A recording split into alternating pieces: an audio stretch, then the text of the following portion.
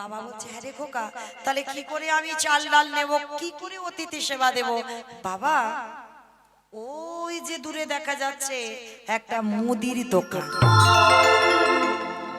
হ্যাঁ রে, দোকানে আমি কি করে যাব, পয়সা টয়সা আছে? বলে দরকার নেই, ওই দোকানে গিয়ে চুরি করব। চুরি? আমরা ব্রাহ্মণ, আমরা চুরি করলে আমাদের সমাজ কলঙ্কিত হয়ে যাবে বাবা। কে বলেছে?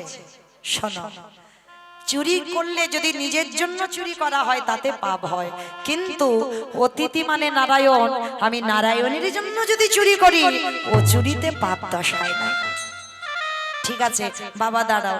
বাপ বেটা দুজনে মিলে গেল ভোরের বেলা দোকান চুরি করতে। মায়েরা আর বেশিক্ষণ জ্বালাবো না, আর 10 মিনিট পরে আপনাদের ঘুমানোর ব্যবস্থা করে দেব। একটু শান্ত হয়ে বসবে কেমন? কারণ এইটুকু তো শুনতেই হবে, নালে বুঝতে পারবেন না বাবা ভগবান ভক্তের প্রতি ঘৃণা করতে পারে।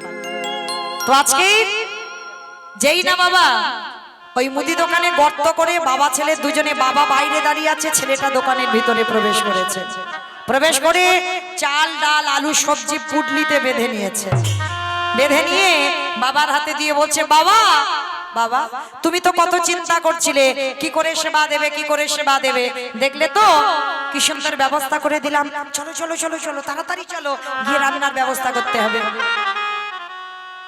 বাবা বলছে হ্যাঁ রে খোকা, অতিথি সেবা দেবার পরে একটু মুখশুদ্ধি দিতে হয়।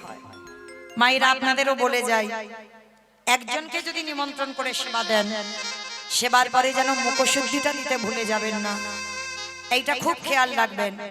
অনেকে পান খায়, জোয়ান পান মশলা এলাচ লবঙ্গ মৌরি দিতেই হবে। পরিপূর্ণ সেবার ফল পেতে গেলে এগুলো প্রয়োজন। তো আজকের বাবা বলছে হ্যাঁ রে বাবা, আর অতিথি মানে নারায়ণ, আর ভগবানের মুখশুদ্ধি তো হরিতুকি জানা বাবা। সেই বাপ বেটা যখন চোর হলাম, একবার দোকানে গিয়ে একটা হরিতুকি নিয়ে আয়। ঠিক আছে বাবা তুমি একটু দাঁড়াও, আমি যাচ্ছি। কেন বাবা বলবে, আর কেন ছেলেটা আবার দ্বিতীয়বারে ঢুকবে? যেই না প্রবেশ করলো দোকানের ভিতরে, দেখে না পানের থালাতে একটা হরিতুকি পড়ে আছে। ভগবান মনে মনে চিন্তা করলো, বটু প্রথম পরীক্ষা নিয়েছি, তোর রূপ ধরে গোটা লোকের কাছে মার খাইয়েছি। কি মা মনে পড়ছে? মনে পড়ছে তো? দ্বিতীয়বার পরীক্ষাটা করেছি, কচ্ছপ হয়েছে। মনে পড়ছে? চাল ডালটাকে কেড়ে নিল যমুনার ঘাটে। এইবার 3 নম্বরের পরীক্ষা, আর এই পরীক্ষাটা যেন কারোর জীবনে কোনোদিন ভগবান না। প্রবেশ করলো, হরিতুকিতে হাত দিয়েছে, একটা হরিতুকি দোকানের ভিতরে পানের থালা। আর ওদিকে ভগবান মনে মনে ভাবছে, বাদ তো দোকানদারকে স্বপ্ন দিতেই হবে। দোকানদার ঘরের ভিতরে ঘুমাচ্ছে, আর এদিকে দোকানের ভিতরে বটু প্রবেশ করে পানের থালাতে সবে হাত দিয়েছে। আর ভগবান ডাক দিল, দোকানদার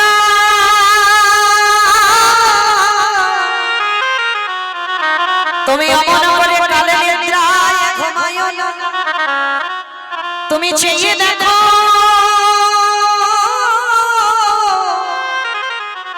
তোমার মুদি দোকানে কেমন চুরি হয়ে যায়। ওগো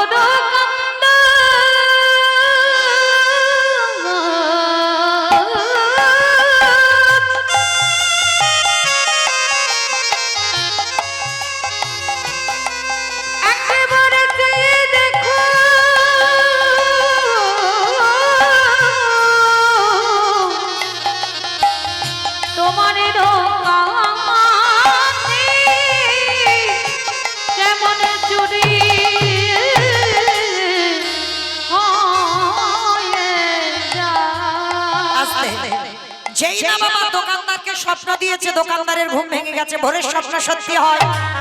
আর ওই ছোট্ট ছেলেটা হরিতুকিটা নিয়ে যেতে যাবে, আর পাটা লেগে পানের থালাটা উল্টে পড়ে গেছে। দোকানের ভিতরে একটা ঝনাক করে আওয়াজ হয়েছে, এই মনে হচ্ছে কোকা আমার দোকানে কেউ চুরি করতে ঢুকেছে। আরে চোর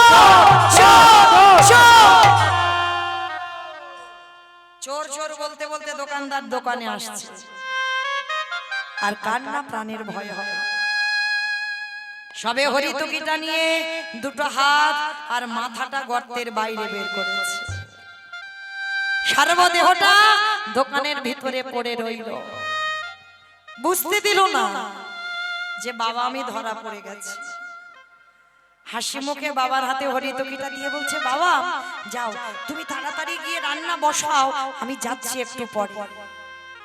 না, আমরা দুজনে একসঙ্গে এসেছি, একসঙ্গে যাব, তুই আমাকে আগে পাঠাচ্ছিস কেন বাবা? ও বাবা তুমি যাও। দেওয়ালটা ধরে আছে মা, আর পিছনে দোকানদার পাটা তো এসে ধরে ফেলেছে, পাটা ধরে টানছে, আর যত টানছে দেওয়ালটা ধরে আছে, শরীর থেকে ঘাম ঝরে ঝরে পড়ছে। বাবা বলছে, আরে খোকা সত্যি করে বল না, তোর কি কিছু হয়েছে? ও বাবা বললাম তো আমার কিচ্ছু হয়নি। না, আমার মনটা যে মানছে না বাবা, আমার মনে হচ্ছে তোর কিছু একটা হয়েছে। বললাম না কিছু হয়নি, তুমি আগে যাও, গিয়ে রান্না বসো, আমি যাচ্ছি। না, একসঙ্গে এসেছি, একসঙ্গে যাব। ছোট্ট ছেলেটা আর থাকতে পারলো না বাবা, আর মনে হয় তোমার সঙ্গে আমার যাওয়া হবে না। কেন আমার সঙ্গে যাবি না? তুই কার সঙ্গে যাবি? যাবো কি করে? এরা যেভাবে আমার পা ধরে টানাটানি করছে, যে কোনো মুহূর্তে এরা আমায় দোকানে টেনে নিয়ে চলে যাবে। খোকা খোকা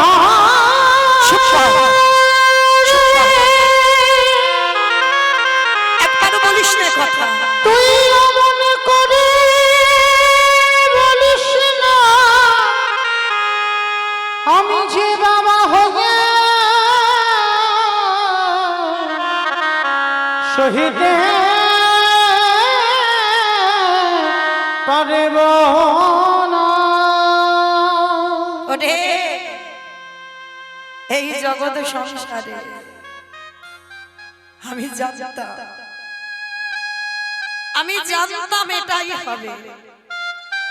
আমি জানতাম চুরি করতে গেলে তুই ধরা পড়ে যাবি, সকাল হলে আমাকে বলবে আমি চোরের বাবা। এর থেকে যদি আমার মৃত্যু হয়ে যেত, আমার এতটুকু দুঃখ কষ্ট হতো না বাবা। একটা কথা বলবো, কাল সকালে যাতে কেউ বুঝতে না পারে আমি চোর, তুমি আমার বাবা, তার বিনিময়ে একটা কাজ করবে বাবা। বল বাবা বল, যেটা করতে বলবি আমি করব, কিন্তু আমি চোরের বাবা হয়ে বাঁচতে পারবো না। শোনো বাবা, কাল সকালে যাতে কেউ জানতে না পারে, ওই যে অস্ত্রটা দিয়ে আমরা গর্ত করেছিলাম, দোকানের ভিতরে প্রবেশ করলাম, ওই অস্ত্রটা তুমি তুলে নাও। অস্ত্রটা তুলে নিয়ে একটা কাজ করো, তুমি আমার মস্তকটা ছেদন করে নিয়ে পালিয়ে যাও। না না বলিস না বাবা ও কথা। ওরে ছোট বাচ্চা তো, কিছু বুঝিস না। যেদিন বাবা হবি, যেদিন বড় হবি, সেদিন বুঝবি এই বাবাদের কত জ্বালা, কত যন্ত্রণা। আর এই পৃথিবীতে কোনো বাবা মা পারে না নিজ পুত্র বলে দিতে।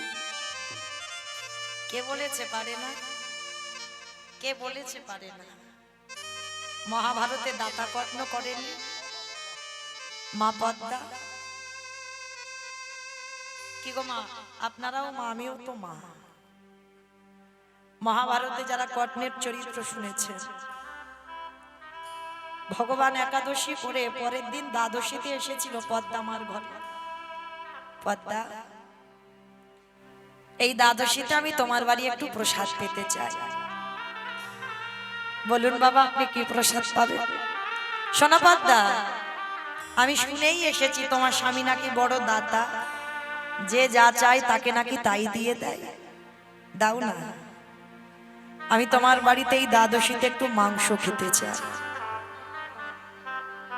আপনি বৈষ্ণব, আপনি দ্বাদশীতে মাংস খাবেন? হ্যাঁ পদ্মা দাও, তবে শোনো অন্য কোনো মাংস নয়। আমি মৃগ মাংস, পক্ষী মাংস খাবার জন্য তোমার বাড়ি আসি, বলুন আপনি কি মাংস খাবেন? বাদদা আগের দৃশ্যত্ব অঙ্গীকারে আবদ্ধ। আমি যে মাংস চাইবো তুমি খাওয়াবে আমার। পদ্মামা আগু পিছু বিচার করেনি, মাতৃসত্য করেছিল। মনে রেখো তুমি আমার কাছে অঙ্গীকারে আবদ্ধ হয়েছো, পালন তোমায় করতে হবে। বলুন আপনি কি পালন, কি সেবা পেতে চান, কি মাংস খাবেন? তোমার একমাত্র পুত্র, তোমার একমাত্র নয়নের মণি, তোমার একমাত্র বুকের ধর, ওই বিষকেতুর মাথাটা তুমি হাড়ি কাটে রাখবে, আর বিষকেতুর মস্তকে ছেদন করে তার দেহটা টুকরো টুকরো করে আমাকে মাংস করে সেবা দিতে হবে। না না, ও কথা বলো না। আমি যে মা, আমি মা হয়ে আমি নিজে পুত্রকে বলি দেব কি করে? পদ্মা তুমি তো ত্রিসত্য অঙ্গীকারে আবদ্ধ, দিতেই তোমায় হবে। আর আমি তোমার ছেলের দেহের মাংস খেতে চাই। বেশ, নয়ন জলে বুক ভাসিয়ে আজ জনমে দুঃখী মায়া,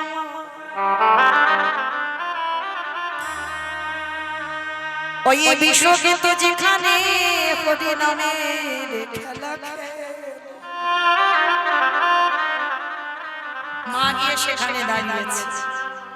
ছোট্ট ছেলে তো, সন্তান কাকে বলে দেখে, ছুটে এসেছে। মা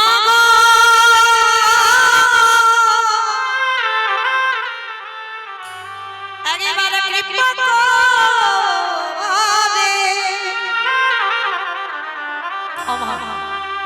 তুমি কি আমার জন্য কষ্ট পাচ্ছ, আমার জন্য কাঁদছো? ও মামা তোমার চোখে জল কেন মা? ছেলেটা নিজের উত্তরীয়টা দিয়ে মার চোখের জল মুছিয়ে দিয়েছে। এই হলো সুযোগ্য সন্তান, যে মায়ের দুঃখে দুঃখী হবে, যে বাবার দুঃখে দুঃখী হবে। মা কষ্ট পেলে সন্তান কষ্ট পাবে, বাবা কষ্ট পেলে সন্তান কষ্ট পাবে। মা ছেলেটাকে ধরে বলছে, না বাবা তোর জন্য আমি কাঁদছি না। তাহলে কাঁদছো কেন? খোকারে আমার দুয়ারে চারজন বৈষ্ণব এসেছে। বৈষ্ণব, কিন্তু মা তুমি তো বৈষ্ণব সেবা দিতে গিয়ে কোনোদিন ভেঙে পড়ো না, তুমি তো কাঁদো না, আজকে কেন কাঁদছো মা? জানিস বাবা, বৈষ্ণব মাংস খেতে চেয়েছে, খাইয়ে দাও। আমাদের ঘরে তো মৃগ মাংস, পক্ষী মাংস কিছু অভাব নেই, খাইয়ে দাও। খোকা মৃগ মাংস পক্ষী মাংস খাবে না রে বাবা। আমি ত্রিসত্য অঙ্গীকারে আবদ্ধ হয়েছি, তোর দেহটা হাড়ি কাটে রাখতে হবে, তোর দেহটা টুকরো টুকরো করে ওই বৈষ্ণব সেবায় মাংস করে দিতে হবে। ছোট্ট বিষকেতু বলে উঠলেন, মা এই জন্য কাঁদছো? কেঁদো না মা, কেঁদো না। তুমি তো বলেইছিলে, আমাকে গল্প করে রেখেছো, আমি যেদিন তোমার গর্ভে ছিলাম তুমি ভগবানকে বলেছিলে এই ছেলে যেন বৈষ্ণব সেবায় লাগে। তাহলে আজকে তোমার বিষ যাবে বৈষ্ণবী সেবায়। তাহলে তুমি কেন ভেঙে পড়ছো মা? কাঁদো না, তুমি কাঁদলে আমি যে যেতে পারবো না মা। তুমি কাঁদলে আমার যাওয়ার পথটা পিছল। মা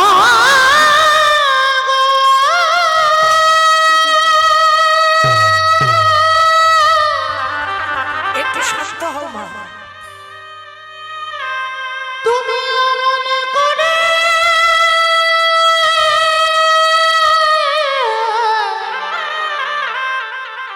কেঁদো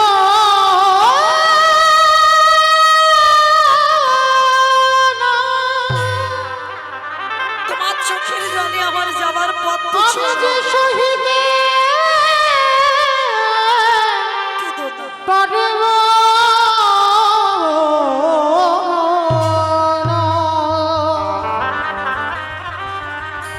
মাগো আমি চলে যাই আর কোনদিন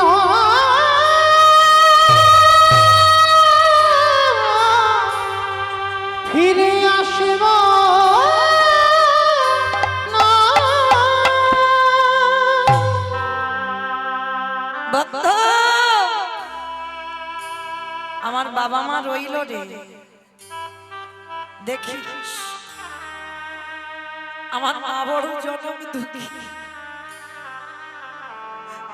আমার মাকে তোরা মা বলে একটু ডাকিস। আসি ভক্ত। আমার জীবন নদী, তোদের সঙ্গে সব খেলা আমার শেষ হয়ে গেল। নাইয়া আসি বন্ধু। আমারে ভাবের খেলা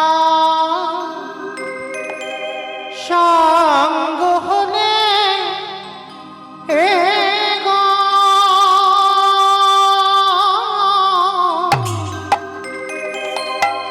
দিও পারে করিয়া আমার জীবনে নদীরে নাইয়া। আমার জীবনে নদী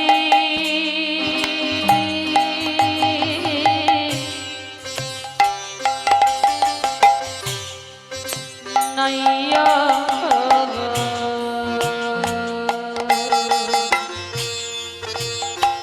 আসি মা, বিদায় দাও। আমার ভবের খেলা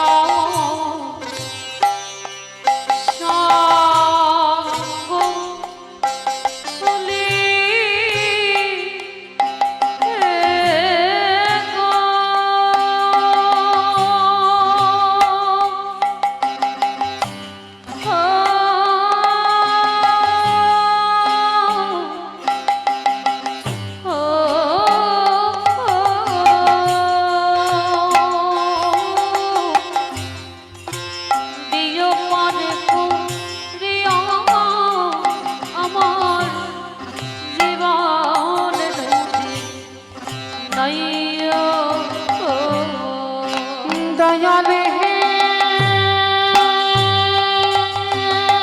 নিতাই গৌর প্রেমানন্দে হরি বল। ও দয়ালে হে দয়াল হে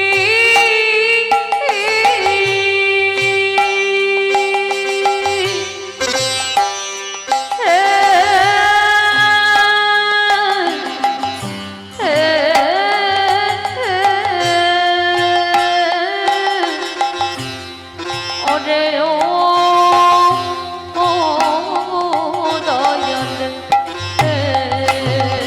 এই কামনা বাসনা ঘটে বেঁধেছিলাম বাসা। এই কামনা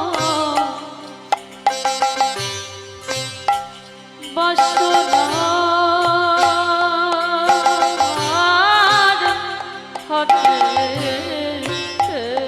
বন্ধু আমি চলে যাচ্ছি রে, চলে যাচ্ছি। বুঝি বেঁধেছিল বাসা।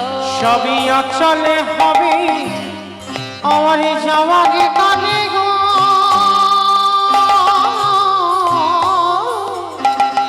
একেবারে দেখি নাই ভাবিয়া আমার জীবন নদীর নাইয়া। নিতাই গৌর প্রেমানন্দে হরি বল, হরি বল, হরি বল। নাইয়া বন্ধু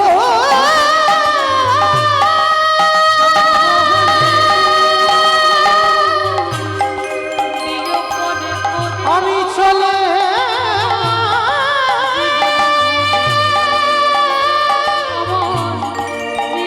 চলে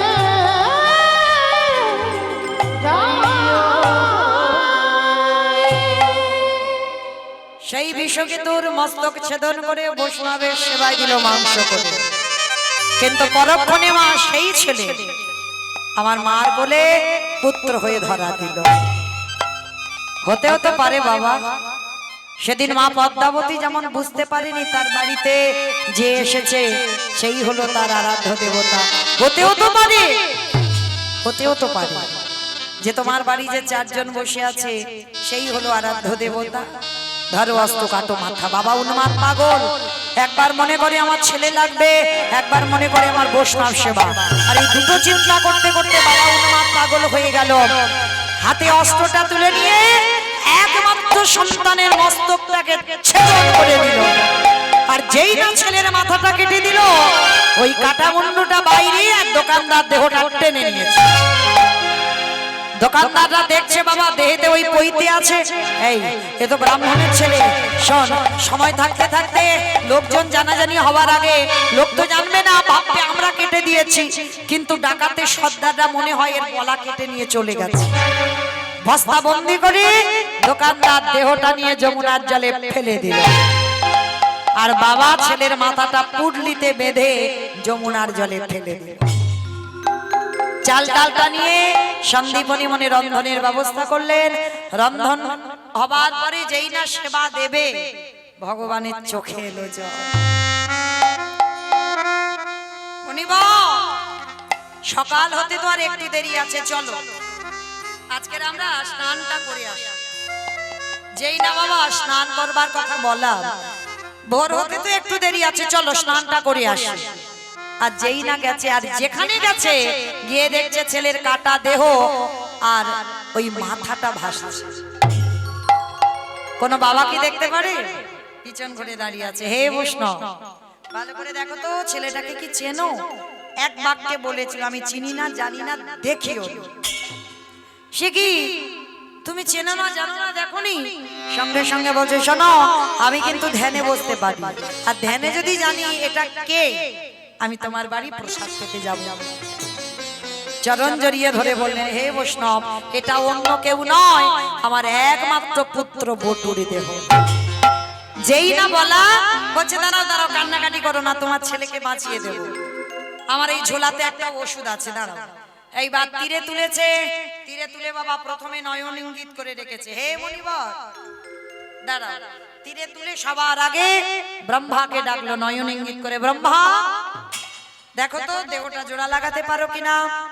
ব্রহ্মা চেষ্টা করছে, জোড়া লাগাতে পারছে না। ভোলানাথ তুমি পারো কিনা দেখো তো, পাচ্ছে না। যে নামের নামে স্বয়ং ভগবান, তিনিও পাচ্ছে না। আচ্ছা বলো তো মা, ব্রহ্মা বিষ্ণু মহেশ্বর কেউ পাচ্ছে না টাটা দেহ জোড়া লাগাতে। বলেছিলাম কীর্তনের শেষে দুটো প্রশ্ন উত্তর লাগবে। বলো আর কে বাকি আছে? বাহ, নারদ বাকি আছে। ভগবান বলছে, নারদ দেখো তো পারো কিনা। নারদ বলছে, ঠাকুর তোমরা সৃষ্টিকর্তা, রক্ষাকর্তা, পালনকর্তা, তোমরা পারলে না, আর এই হতভাগা কি করে পারবে? আরে বাবা দেখো না, হলেও তো হতে পারে। নারদের স্বভাব কি? হরে মোরারি মাধু কৈটব ভারে, গোপাল গোবিন্দ মুকুন্দ সৌরে উলুধ্বনি। হরে মুরারি মধু কৈটব ভারি, গোপাল গোবিন্দ মুকুন্দ সৌরে। রাম নারায়ণ মুকুন্দ মধুসূদন, কেশব কংসর হরে বৈকুণ্ঠ বামন। হরে মুরারি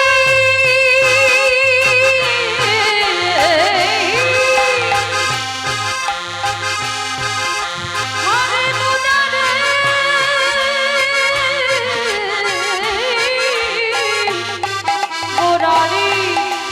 মুরারি মুরারি হরে সাধু কৈটব গোপাল গোবিন্দ মুকুন্দ সৌরে। নারায়ণ নারায়ণ নাম। এক হাতে দেহ, এক হাতে মাথাটা নিয়েছে, যেই না এক জায়গা করেছে, আঠার মতো দুটো আটকে গেছে। ও ঠাকুর, তোমরা জোড়া লাগাতে গেল লাগলো না, আর আমি ঠেকাতেই লেগে গেল জোড়া। এটা কি করে হলো ঠাকুর? ভগবান বলছেন নারদ মনে করে দেখো সেই যে ত্রেতা যুগের কথা, সীতা মাকে উদ্ধার করব বলে হনুমানের দল আর ভল্লুকের দল একটা করে পাথর ফেলছে, পাথর জলে ভাসছে, আর মা যার বউ চুরি হয়েছে সে কিচ্ছু করছে না। মনে মনে ভাবছে আমার একটা প্রেস্টিজের ব্যাপার, ওরা আমার বউকে উদ্ধারের জন্য এত কিছু করছে, আমি তো কিছু করছি না। ভাই লক্ষণ বলো। কটা বাজে ভাই? 11:50। বাবা যেন আপনারা ভুল বুঝবেন না যে মৌমিতা টাইম জানতে চাইলো, আমি কিন্তু বলিনি। রামচন্দ্র বলছে ভাই কটা বাজে, বলে 12টা। বাজবো বাজবো ভাব। তো এইবার দেখ, এইবার দেখ তো সব ঘুমানো ঘুমানো ভাব কিনা। পিছনে ঘুমোচ্ছে, এখনো বাজেনি 12টা। ও 11:47। আচ্ছা ঠিক আছে, আমি এখন যাইনি তো, আছি তো বাবা। হ্যাঁ আছি। এইবার ছোট্ট নুড়ি পাথরটা নিয়ে গেছে সাগরে রামচন্দ্র। সম্মানের একটা ব্যাপার আছে ভাই, সবাই ঘুমানো ঘুমানো ভাবতো। পিছনে ঘুমোচ্ছে ওই তো।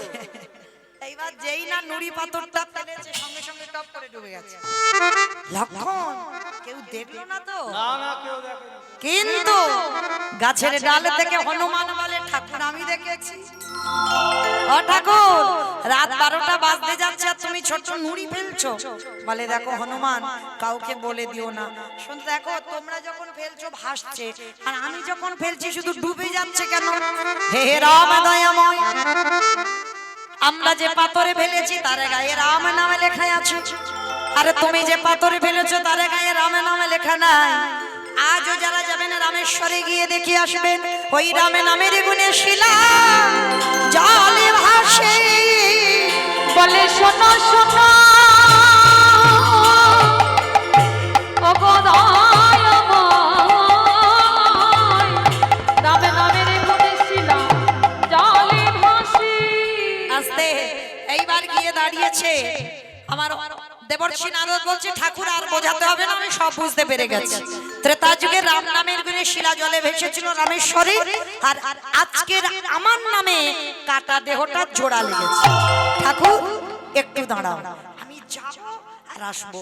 বলে নারদ কোথায় যাচ্ছ? বলে প্রভু আমার জন্য একজন অনেক দিন ধরে বসে আছে।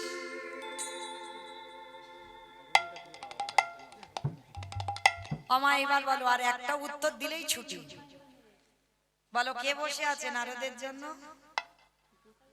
মা। বাহ। সেই মর্তদামের মা। তবে সে মাটা কোনো সাধারণ আমাদের আপনাদের মতো মা নয়, জগৎ জননী মা দুর্গা। ভগবান মাকে ছাড়া লীলা পূর্ণ করতে পারবে না।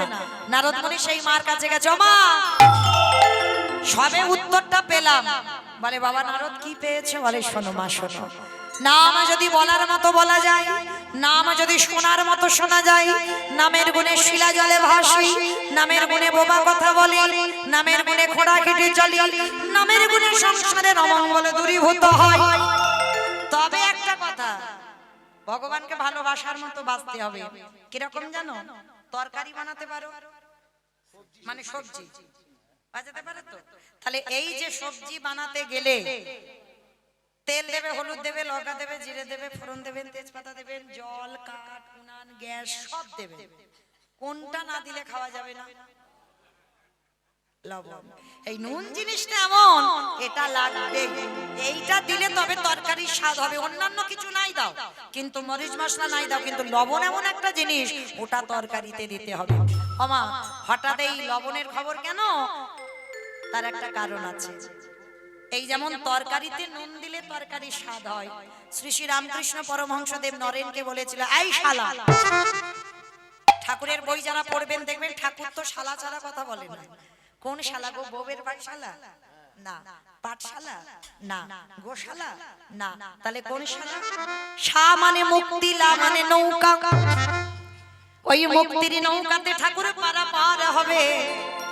ঠাকুর নরেনকে ডেকে বলেছিল দুঃশালা শোনে কানে, সারা জীবন নাচানাচি করলে ভগবান পাবি না, ভগবান পেতে গেলে মাঝে মাঝে গাছের গোড়ায় জল দে। আর গাছের গোড়াটাকে ঠাকুর তো উদাহরণ দিয়ে কথা বলতো, গাছের গোড়াটা ঈশ্বর পরমা কৃষ্ণ সচ্চিদানন্দ বিগ্রহ অনাদিরাদি গোবিন্দ সর্বকারণের কারণম একলি ঈশ্বর কৃষ্ণ আর সবৃদ্ধ যারে জয়ছে না চায় তারে তৈছে গান নিত্য। মনে রেখো মা, লক্ষ্য রাখবে এই জগৎ সংসারে কৃষ্ণ সেবা বাদ দিয়ে যেন অন্যান্য দেবদেবী সেবা না হয়। বিশ্ব পিতা হলো ভগবান, ভগবান বলছে আমি হচ্ছে গাছের গোড়া, আর আমার মাথায় অত দায়িত্ব রাখিনি, একটা একটা করে ভাগাভাগি করে দিয়েছি। যেমন লক্ষ্মী পুজো কেন করব? লক্ষ্মী পুজো কেন করব? ধান চাল ভালো হবে। ধান চাল ভালো হবে, বেশ। আচ্ছা, সরস্বতী পুজো কেন করব? বিদ্যা বুদ্ধি। বিদ্যা বুদ্ধি। গণেশ পুজো জানো? না। ব্যবসা বাণিজ্য। ব্যবসা বাণিজ্য। আর কার্তিক পুজো ওর মাথায় ওইটাই হাইকোর্ট গেলে কার্তিক পূজা। কার্তিকের মতো কার্তিক আসবে, কার্তিকের মতো একটা ছেলে চাই, তাই তো?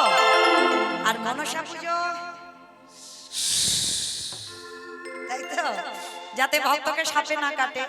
কিন্তু যাই পূজা করো না কেন, প্রথমে বসলেই বাবা আমার ভগবান বিষ্ণুকে আরাধনা আগে করতে হবে। বিষ্ণু বাদ দিয়ে সেবা পূজা হবে না। হ্যাঁ, তুমি আচমন করতে যাবে, সেও ভগবানকে ডাকতে হবে। কেন? লক্ষ্মী পুজো করলে তাহলে আচমনের সময় তো লক্ষ্মী লক্ষ্মী বলতে পারবে, কিন্তু সেই বিষ্ণু স্মরণ করতে হবে তোমার। তাহলে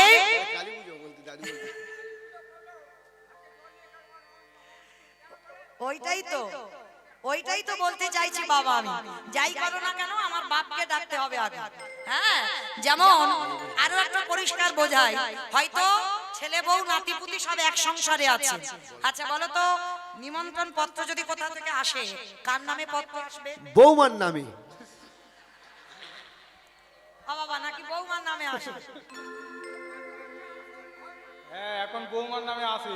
ঠিক ঠিক, এখন বৌমার নামে আসতে হবে, না হলে ব্যবস্থা হয়ে যাবে। কিন্তু নিয়ম শ্বশুর মশাই মানে বাবার নামে পত্র আসবে। আর বাবাকে বলা মানে ছেলে বউ নাতিপুতি ও সব নিমন্ত্রণ, আলাদা করে আর কিছু বলতে হবে না, সব তো এক সংসারে আছে। বাবাকে নিমন্ত্রণ, তাহলে বিশ্বপিতা হলো ভগবান। আর ভগবানকে যে একবার প্রণাম করে, ভগবান বলছে যদি লক্ষ্মী কালী দুর্গা সরস্বতী যদি প্রণাম করতে ভুলে যাও, ভগবান বলছে গোড়াতে তো জল দিয়েছো, আপনি থেকে ডালপালা শাখা পোশাকায় পৌঁছে যাবে। কিন্তু যদি কেউ কোনোদিন কৃষ্ণ সেবা নারায়ণ পূজা বন্ধ করে, কেউ যদি শুধু ওই কালী পুজো লক্ষ্মী পুজো সরস্বতী পুজো করে, আমার পাতায় জল দিলে সে আসবে গোড়ায়? আস্তে আস্তে সে তো শুকিয়ে যাবে। তাহলে মনে রাখতে হবে আগে আমার কৃষ্ণ পূজা করতে হবে। কিন্তু তরকারির খবর এখন পেলাম না, তাই তো? তরকারির খবরটা তো জানতে হবে। তরকারিতে নুন দিলে তবে যেমন তরকারির স্বাদ হয়, চোখের জল দেখবেন একটু নোনা ভাব। কীর্তন গাইলে হবে না, কীর্তন শুনলে হবে না, ভগবানকে ভক্তি সহকারে ডাকলে হবে না। তরকারিতে লবণ দিলে যেমন তরকারির স্বাদ হয়, এই লবণ রূপী চোখের জল কোনদিন কীর্তন শুনতে শুনতে গাইতে গাইতে তার ভজন করতে করতে যদি ওই লবণ রূপী চোখের জল তার চরণে দিতে পেরেছো, সেদিন থেকে তুমি জানিয়ে যাবে তোমার নরজন্ম ধন্য হলো। তাই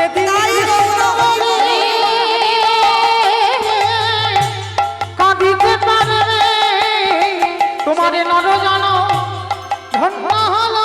আসলে ফিরে আসেন লীলায়। এবার সন্দীপনী মনির মরা ছেলে বেঁচে গেল, সেবা হয়ে গেল, চারজন বৈষ্ণব বলছে এবার আমি আসি, দাঁড়াও, পরিচয়টা দাও। ওমা আমি তো অন্য কেউ নয়, আমি বৈষ্ণব, আমি আবার কি পরিচয় দেব? চুপ! তুমি বৈষ্ণব? আমার ছেলেটা মরে গিয়েছিল, আমি কি পা ধরে কেঁদেছিলাম বাঁচাও গো বাঁচাও গো বাঁচাও গো?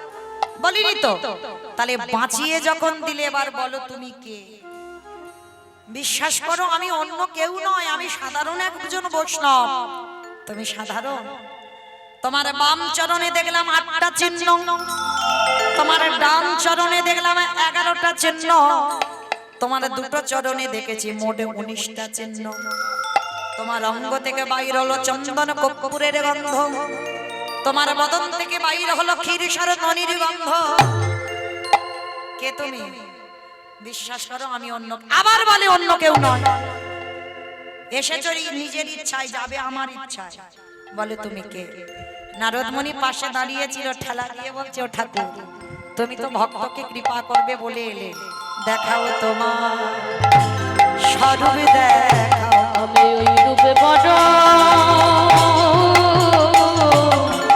ওই রূপে বড় ভালোবাসি, দেখাও তোমার স্বরূপ দেখাও। আস্তে, নারদ আমি তো দেখাবো বলে এলাম, কিন্তু ভক্তকে জানাতে হবে না আজকে লীলা করে আমি কি শিক্ষা দিলাম। প্রকৃত যদি আমাকে কেউ ডাকার মতো ডাকতে পারে মন প্রাণ দিয়ে, তাহলে কোনো মানুষ যদি প্যারালাইসিসে পড়ে থাকে সে মানুষ চলতে পারবে, কোনো মানুষ যদি বোবা হয়ে যায় সে কথা বলতে পারবে। আবার আজও রামেশ্বরে, 4 ধামের মধ্যে একটা ধাম, রামেশ্বরে গিয়ে দেখে আসবেন আজও পাথর জলে ভাসছে। আজকে লীলায় কাটা দেহ জোড়া লাগলো, আর এই হরিনাম যদি প্রকৃত গাওয়ার মতো গাওয়া যায়, শোনার মতো শোনা যায়, ভগবানকে ভজনের মতো যদি ভজন করা যায়, সংসারের সকল অমঙ্গল দূরীভূত হয়। এই সন্দীপনী মানে স্ত্রী মহামায়া ছুটে এসেছে, প্রভু ওই রূপে নয়, তুমি একবার যুগল রূপে দাঁড়াও। ছেলে মরা ছেলে বেঁচে গেল, সন্দীপনী মণি আর বটু আর মা মহামায়া 3 জনে নয়ন জলে ভাসলো। ভগবান 4 জন, ব্রহ্মা বিষ্ণু মহেশ্বর আর নারদ 4 জনে যুগল রূপে দাঁড়ালো। শ্যামের বামে, শ্যামের বামে, শ্যামের বামে দাঁড়াইল নবীন কিশোরী গো। শ্যামের বামে দাঁড়াইল নবীন কিশোরী। শ্যামের বামে দাঁড়াইল নবীন কিশোরী গো। ও শ্যামের